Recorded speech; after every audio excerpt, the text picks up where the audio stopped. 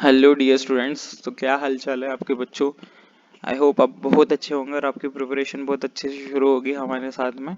तो बच्चों आज हम स्टार्ट करने वाले हैं अपना प्रैक्टिस सेट 3.3। और क्या लिखा गया है यहाँ पे, कॉर्ड और आर्क भाई भाई है। कॉर्ड और आर्क भाई भाई है। अगर कॉर्ड कॉन्ग्रुएंट है, कॉर्डवा कॉन्ग्रुएंट है तो आर्कवा भी कॉन्ग्रुएंट होगा। उसके अंदर आने वाला जो आर्क है वो भी कॉन्ग्रुएंट होगा। ये चीज़ हम देखने वाले हैं, इसलिए ये चीज़ आपके सामने लिखी गई है। और सेंट्रल एंगल जो रहता है वो इक्वल रहेगा हमेशा इंस्क्राइब्ड आर्क के। जो भी उसके अंदर आर्क आ रहा है उसके इक्वल रहेगा हमेशा सेंट्रल एंगल वा। ठीक है बच्चों, ये दो कंसेप्ट हमें मेजरली यहाँ पे पढ़ने हैं। हम अपनी क्लास को शुरू करते हैं।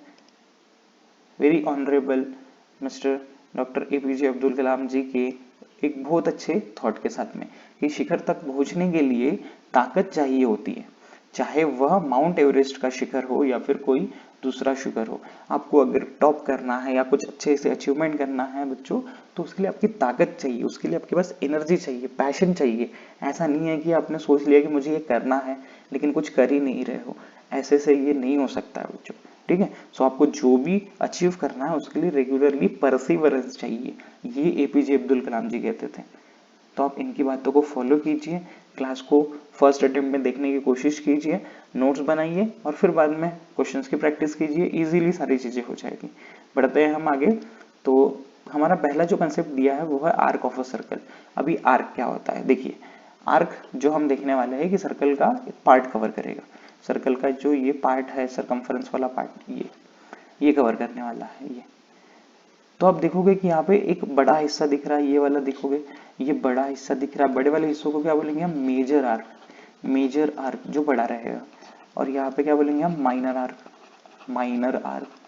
तो बच्चों अगर मैं बोलूँ कि what is the definition of major arc, आपको पेपर पे लिखना है मेजर आर्क की डेफिनेशन मान लीजिए।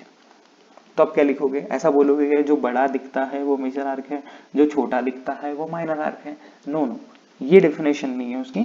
तो मेजर आर्क क्या बोलेंगे हम, द पार्ट ऑफ सर्कल या फिर part of centre carried bye arc. जो आर्क सेंटर कैरी करता है वो रहता है मेजर आर्क, और जो सेंटर कैरी नहीं करता है वो रहता है क्या, माइनर आर्क। यहाँ पे जिसने सेंटर कैरी किया है वो है मेजर आर्क, जिसने सेंटर कैरी नहीं किया है वो क्या है, minor arc. The part of centre not carried bye arc, उसको हम बोलेंगे माइनर आर्क। जिसके पास सेंटर नहीं है, सेंटर नहीं है मतलब जिसके इसमें सेंटर नहीं आ रहा। सर्कल के पास तो सेंटर रहेगा ही ना। क्या बात कर रहे हैं सारा आप, सर्कल के पास तो सेंटर रहेगा ही ना बच्चों। जिस पार्ट में सेंटर आ रहा है वो हो जाएगा मेजर आर्क, जिसको हम बड़ा वाला आर्क बोल सकते हैं। और जिसमें सेंटर नहीं आ रहा वो हम बोल सकते हैं छोटा वाला आर्क। क्लियर बच्चों। तो मेजर और माइनर की डेफिनेशन समझ गई होगी। और एक चीज यहाँ पे ध्यान रखिए कि सम ऑफ द ऑल आर्क्स, अगर हम यहाँ पे ले रहे हैं मेजर और माइनर तो उसी के बाद करते हैं हम major arc plus minor arc is equal to 360 degree. 360 degree. Sum of all arcs in a circle is 360 degree. Sum of all arc in a circle is 360 degree. तो सबकी सम करेंगे भैया तो कितना आ जाएगा, 360 डिग्री। ठीक है, चलिए आगे बढ़ते हैं हम। तो सेंट्रल एंगल क्या होता है, सेंट्रल एंगल मतलब जिसका जो वर्टाइसिस है, जिस एंगल का जो वर्टाइसिस है, वर्टाइसिस वो सेंटर पे कैरी करता है। Vertices, vertices of angle on centre of circle. जिस भी एंगल का वर्टाइसिस सेंटर ऑफ सर्कल पे होगा आप क्या कहोगे उसको कि वो क्या है, सेंट्रल एंगल। ठीक है, सेंट्रल एंगल की प्रॉपर्टी क्या है बच्चों, बहुत इजी प्रॉपर्टी है सेंट्रल एंगल की। ये सेंट्रल एंगल ये हमेशा अपने अंदर आने वाले आर्क के इक्वल रहेगा। बताइए यहाँ पे सेंट्रल एंगल क्या है, ए ओ बी। जो भी वर्टाइसिस है सेंटर का वो आप बीच में रीड करोगे और दोनों साइड में रीड करना इनके आर्म्स, इसको बोल सकते हैं हम आर्म्स। ये उसके हाथ है, ये उसके हाथ है किसके, सेंट्रल एंगल के। तो ए ओ बी ये है सेंट्रल एंगल थीटा। इसके अंदर आने वाला ये आर्क है, ये हिस्सा है, ये हमेशा इक्वल रहेगा सेंट्रल एंगल से। ठीक है, तो यहाँ पे आप बोल सकते हो angle A O B is equal to major arc A B, major arc A B. Angle angle जो रहेगा कौन सा angle, central angle, central angle और जो आर्क है वो हमेशा इक्वल होते हैं। Clear? Arc inscribe by central angle is equal, arc inscribe by central angle is equal to its value, उसकी जो वैल्यू है उसी के इक्वल आर्क आ जाएगा। याद हो जाएगा ये? चलिए आगे बढ़ते हैं। अब कॉन्ग्रुएंस ऑफ आर्क, आर्क कब कॉन्ग्रुएंट होते हैं? दो कंडीशंस आप लिख लीजिए, दो कंडीशंस। अगर दोनों का सेंट्रल एंगल सेम है, सेंट्रल एंगल सेम होगा, दो तरफ अगर सेंट्रल एंगल आपको सेम दिख रहा होगा तो वो कॉन्ग्रुएंट हो जाएंगे, वो कॉन्ग्रुएंट हो जाएंगे। सेकेंड थिंग, आपको कॉर्ड जो दिया है, जो कॉर्ड है, कॉर्ड ये कैसी है, कॉन्ग्रुएंट। अगर कॉर्ड कॉन्ग्रुएंट है तो उसके अंदर आने वाले आर्क भी कॉन्ग्रुएंट हो जाएंगे। कॉर्ड अगर कॉन्ग्रुएंट है तो उसके अंदर आने वाले आर्क भी कॉन्ग्रुएंट हो जाएंगे। ठीक है, अब यहाँ पे डायग्राम से हमें क्या समझाना चाहते हैं वो एक बार देख लेते हैं कि ये वाली वैल्यू कितनी है 40 डिग्री, तो ये आर्क कितने का होगा 40 डिग्री का, ये आर्क कितने का होगा 40 डिग्री का। अगर हम बड़ा सर्कल भी निकालते तो उसका भी आर्क कितने का होगा 40 डिग्री का। मीन्स आर्क आर्क जो है वो डिपेंड नहीं कर रहा है रेडियस के ऊपर, डिपेंड नहीं कर रहा है किसमें, रेडियस के ऊपर, कि रेडियस कोई भी हो जाए, और बड़ी कर लो और बड़ी कर लो, जितना सेंट्रल एंगल है उतना ही आर्क आएगा वहां पे। क्लियर बच्चों? आर्क वहां पे डिपेंड नहीं कर रहा है रेडियस के ऊपर। यहाँ भी देखिए ये 70 डिग्री है तो ये पूरा 70 डिग्री का होगा और ये भी पूरा 70 डिग्री का होगा। मतलब आप बोल सकते हो कि arc arc A B is equal to arc D E, congruent chord की ये भी कंडीशन आप लिख सकते हो। और यहाँ जो भी एंगल निकलेगा, जो भी निकलेगा, यहाँ पे देखिए 70 डिग्री है तो ये पूरा 70 डिग्री का होगा और ये भी पूरा किस पे होगा 70 डिग्री का। मतलब वो डिपेंड नहीं कर रहा है रेडियस के ऊपर, इसकी रेडियस छोटी है तो आर्क अलग, इसकी रेडियस बड़ी है, साइज बड़ा है तो अलग, ऐसा कुछ नहीं होने वाला। ठीक है, चलिए आगे बढ़ते हैं हम। तो हमारे पास पहला सवाल हमारे स्क्रीन के ऊपर ये रहा कि जी डी ई एफ ये कौन साइक्लिक पॉइंट्स हैं, सर्कल के ऊपर पॉइंट्स दिए हुए हैं और जिनका सेंटर क्या है सी। हमें ई सी एफ की वैल्यू दी गई है, ई सी एफ की वैल्यू दी गई है 70 डिग्री। बच्चों ये बताइए सेंट्रल एंगल दिख रहा है कि नहीं दिख रहा है? तो ई एफ की वैल्यू कितना होगा, कितना होगा ई एफ? इक्वल होगा sir, bye central angle property equal हो जाएगा। तो ई एफ की वैल्यू हमें मिल गई कितनी 70 डिग्री। उसके बाद सवाल क्या किए गए हैं वो देखिए।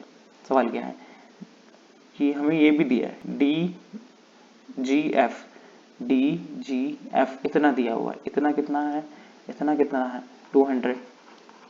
तो हमें क्या निकालना है डीई निकल जाएगा इजीली, ये हो गया 70, पूरे की सम कितनी आ जाएगी 360, तो 360 में से 270 माइनस कर देंगे 90 डिग्री आ जाएगा वो।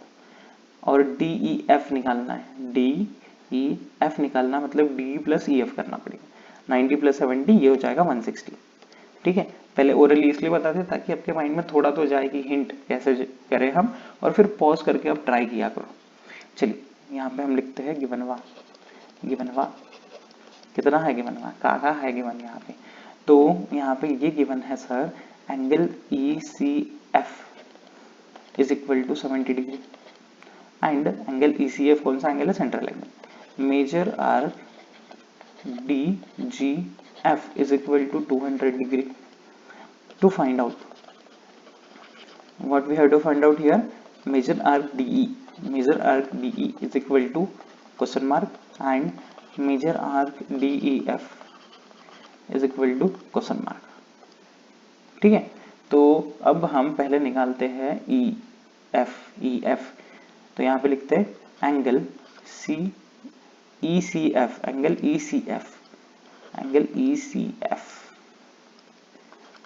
ECF is equal to major arc EF क्या है reason, central angle property. Central angle के अंदर आने वाला आर्क हमेशा सेम होगा उसके एंगल के, सेंट्रल एंगल प्रॉपर्टी। तो इसकी वैल्यू कितनी है ECF की कितनी है 50 degree is equal to major arc EF। Therefore major arc EF की वैल्यू आ गई कितना 50 degree. Only 50 degree, only 50 degree भैया। अब उसके बाद क्या बोल रहे हैं कि मेजर आर्क क्या निकालो, D E, major arc D E. तो पहला सवाल, मेजर आर्क डी ई कैसे निकालेंगे? किसी भी सर्कल में sum of all arc, sum of all arc कितना आता है 360। तो यहाँ लिखते हैं sum of all arc is equal to 360। कितने आर्क है इस सर्कल में? आपको एक आर्क दिख रहा है सबसे बड़ा वाला, जिसकी वैल्यू है कितनी 200। तो यहाँ लिखते हैं major arc D G F plus major arc D E, सभी आर्क्स ले लीजिए, plus major arc E F is equal to 360 degree. DGF की वैल्यू कितनी है? डीजीएफ की वैल्यू कितनी है 200। मेजर आर्क डी की वैल्यू निकालना है, डी की वैल्यू निकालना है। ईएफ की वैल्यू कितनी है भाई और बहनों? ईएफ की वैल्यू कितनी है? 50 है सर, 50 है। अब देखिए बच्चों, देखिए एक सेकेंड, सॉरी, यहाँ पे ये वैल्यू 70 डिग्री दी है, 70 डिग्री, सॉरी बच्चों सॉरी, ये कितनी दी है 70 डिग्री। ये भी कितना हो जाएगा 70 डिग्री, तो ये भी कितना हो जाएगा 70 डिग्री सर। तो ये हो जाएगा 270 plus major arc D E is equal to, ये हो जाएगा 360। सो 270 की साइड चेंज कर दिए, तो मेजर आर्क डी कितना आ जाएगा बच्चों? डी कितना आ जाएगा 360 माइनस 270, 360 माइनस 270 इज 90 डिग्री। तो डी की वैल्यू आ गई है 90 डिग्री। Very good, 90 degree. अब क्या बोल रहे हैं? डी ई एफ निकालिए, major arc D E F निकालेंगे। किसको किसको ऐड करेंगे major arc D E F के लिए? डायग्राम पे ध्यान दीजिए, डायग्राम पे ध्यान दीजिए बच्चों। डी से लेके एफ तक निकालना है, डी से लेके एफ तक निकालना है। मतलब आप बोल सकते हो कि डी और ई एफ को प्लस करना है। बिल्कुल बोल सकते हैं सर, आप बोल रहे हो तो सब बोल सकते हैं सर। चलिए, major arc D E F is equal to major arc D E plus major arc E F. So D की वैल्यू कितनी आ गई है 90 प्लस 70, ये हो जाएगा 160 डिग्री। ठीक है बच्चों, क्लियर? कोई प्रॉब्लम यहाँ पे? चलिए आगे बढ़ते हैं हम। क्वेश्चन में क्या दिया हुआ है समझते हैं कि क्यू आर एस एक इक्विलैटरल ट्रायंगल है, मतलब सभी एंगल्स कितने होंगे 60 डिग्री के, 60 डिग्री के। और ये भी बोल सकते हैं कि क्यू आर, फिर उसके बाद में क्यू एस और आर एस ये सेम है, कॉन्ग्रुएंट है। ठीक है, तो इसके आर्क कॉन्ग्रुएंट है या नहीं ये प्रूफ करना है। और major arc Q R S की वैल्यू 240 है या नहीं ये प्रूफ करना है। भैया बहुत आसान सवाल है, बहुत ज़्यादा आसान सवाल है। चलिए यहाँ पे लिखते हैं हम गिवन क्या है बच्चों? गिवन तो ये है कि Q R S is equilateral triangle, equilateral triangle. और फर्स्ट क्वेश्चन किया गया है कि आर्क जो है आर एस ये कॉन्ग्रुएंट है आर्क क्यू एस से, ये कॉन्ग्रुएंट है आर्क क्यू आर से। और दूसरा सवाल ये है कि major arc Q R S is equal to 240 degree. ठीक है बच्चों, चलिए इसको सॉल्व करते हैं हम। या हम बोल सकते हैं कि ट्रायंगल क्यू आर एस क्या है? ये इक्विलैटरल ट्रायंगल। तो Q R is equal to R S is equal to Q S, ये इक्वल हो जाएंगे। एंड ये सर्कल के लिए क्या कहते हैं? कॉर्ड। तो हम बोल सकते हैं chord Q R is equal to chord R S is equal to chord Q S. अगर कॉर्ड कॉन्ग्रुएंट है तो बच्चों उनके अंदर आने वाले आर्क भी कॉन्ग्रुएंट होते हैं। ये बात अच्छे तरीके से आप ध्यान में रखिए कि अगर कॉर्ड कॉन्ग्रुएंट है तो उनके अंदर आने वाले आर्क भी कॉन्ग्रुएंट रहते हैं। तो क्यू आर के अंदर कौन सा आर्क आएगा सर? क्यू आर ही आएगा। तो आप लिखेंगे major arc Q R is equal to major arc R S is equal to major arc Q S. तो यहाँ पे हमारी होती है पहली चीज क्लियर, फर्स्ट क्वेश्चन यहाँ पे प्रूफ हो गया। सेकंड क्वेश्चन क्या बोल रहे हैं कि मेजर आर्क जो है क्यू आर एस ये 240 है। अब देखिए बच्चों तीनों जो आर्क हैं वो इक्वल है, तो तीनों की सम कितनी आएगी 360 डिग्री। यहाँ लिखता हूँ मैं, यहाँ लिखता हूँ बच्चों ध्यान दीजिए, major arc Q R plus major arc R S plus major arc Q S is equal to 360। यहाँ पे आप लिख लीजिए sum of all arc in a circle, ये हो जाता है कितना 360 डिग्री। अब क्या निकालना है क्यू आर एस और क्यू आर एस में कितने आने वाले हैं, क्यू आर एस में कितने आएंगे 2 आएंगे। तो पहले इनकी वैल्यू किसी ना किसी एक की वैल्यू निकाल दीजिए। तो हम क्या करते हैं सबके जगह क्यू आर लिख लेते हैं, क्यू आर क्योंकि तीनों सेम है एक दूसरे से। तो क्यू आर यहाँ भी आ जाएगा क्यू आर और यहाँ भी आ जाएगा क्यू आर। एक की वैल्यू निकाल लेंगे और फिर वही वैल्यू सबकी हो जाएगी। तो ऐसा बोल सकते हैं 3 1 2 3 3 major arc Q R is equal to 360 degree. So major arc Q R is equal to 360 degree divided by 3, ये हो जाएगा 120 डिग्री। तो क्यू आर की वैल्यू कितनी आ गई बच्चों 120 डिग्री। अगर निकालना चाहते हो आप major arc Q R S तो क्या करना पड़ेगा, क्यू आर एस में आपको क्यू आर और आर एस दोनों को ऐड करना पड़ेगा, तो यहाँ लिखेंगे हम major arc Q R plus major arc R S. तो इन दोनों की वैल्यू कितनी हो जाएगी 120 डिग्री प्लस 120 डिग्री, क्योंकि सभी आर्क्स एक दूसरे के सेम है और इनकी वैल्यू कितनी है 120, तो ये हो जाएगा 240 डिग्री। ठीक है बच्चों, क्लियर। चलिए इसका स्क्रीनशॉट ले लीजिए, नोट कर लीजिए, कोई भी डाउट है प्लीज कमेंट कर दीजिए, हम आपके साथ हैं हमेशा। तो तीसरा सवाल आपकी स्क्रीन पे कुछ इस तरीके से है कि कॉर्डोवा AB और CD सेम है, तो AC ये कॉर्ड AC और BD को सेम करके दिखाए। बहुत ही आसान सवाल, बहुत ही ज्यादा आसान सवाल।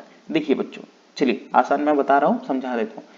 क्या हम बोल सकते हैं कि AB अगर सेम है CD से तो इनके अंदर आने वाले कॉर्ड के अंदर आने वाले आर्क भी सेम होंगे, क्योंकि AB के अंदर आ रहा है AB सेम हो जाएगा किससे, आर्क CD से। इन दोनों पार्ट में देखिए A से लेके B तक और C से लेके D तक आपको बीच में क्या दिख रहा है कॉमन BC, तो दोनों में से BC को माइनस कर दीजिए। BC में से इस AB में से आपने BC को हटा दिया तो AC बचेगा, AB में से आपने BC को हटा दिया तो AC बचेगा, सेम CD में से आपने BC को हटा दिया तो BD बचेगा। ओ सर इतना आसान, चलिए जिनको नहीं समझा होगा उनके लिए हम सॉल्यूशन कर लेते हैं यहाँ पे। तो गिवन क्या है बच्चों, गिवन क्या है यहाँ पे कॉर्ड AB ये कॉन्ग्रुएंट है कॉर्ड CD से, और टू प्रूव क्या करना है arc AC congruent arc BD से। चलिए इसको हम प्रूफ करते हैं, बहुत ही ज्यादा आसान सवाल है। कॉर्ड AB ये कॉन्ग्रुएंट दिया गया था हमें कॉर्ड CD से, तो हम यहाँ क्या लिख सकते हैं, आर्क कौन सा आर्क AB आर्क, और यहाँ क्या लिख सकते हैं आर्क CD, ये हो जाएंगे कॉन्ग्रुएंट। यहाँ क्या लिखोगे कॉन्ग्रुएंट, रीजन लिख लेना बच्चों, लास्ट क्वेश्चन में भी हमने नहीं लिखा था तो वहां भी आप नोट कर लेना, congruent chords intercept congruent arc. अगर कॉर्ड कॉन्ग्रुएंट है तो आर्क भी कॉन्ग्रुएंट रहेंगे, अब देखिए बच्चों AB आ रहा है, हमें AB और CD कॉन्ग्रुएंट नहीं प्रूफ करना था, हमें क्या प्रूफ करना था AC और BD। अगर आप देखोगे AB में और C से लेके D में आपको ये वाला पार्ट कॉमन दिख रहा होगा, इनको दोनों में से माइनस कर दो, ये दोनों में से गया, जैसे AB में से हट गया तो AC बचेगा, CD में से हट गया ये पूरा पार्ट तो BD बचेगा। चलिए सॉल्व करते हैं यहाँ पे, arc AB minus arc BC, दोनों साइड से सेम चीजें माइनस करना पड़ेगा बच्चों, अदरवाइज इक्वेशन डिस्टर्ब हो जाता है। आर्क AB में से BC गया, आर्क CD में से भी आर्क BC जाएगा, तो AB में से BC गया तो क्या बचेगा, देयरफॉर आर्क क्या बचा AC is congruent to arc BD, hence proved. Hence proved. Clear बच्चों, क्लियर। बहुत ही आसान एक्सरसाइज थी, बहुत ही आसान क्वेश्चन थे इसके। आई होप आपको बहुत मजा आ रहा है हमारे साथ पढ़ने में और कोई भी दिक्कत नहीं जा रही है। कोई भी दिक्कत हो तो आप कमेंट कर लीजिए, आपकी दिक्कत सॉल्व हो जाएगी। So thank you so much बच्चों for watching this video. I hope this video definitely helpful for you. Keep watching Edu Launcher and keep exploring your knowledge with Edu Launcher. Thank you. Tata. Bye bye.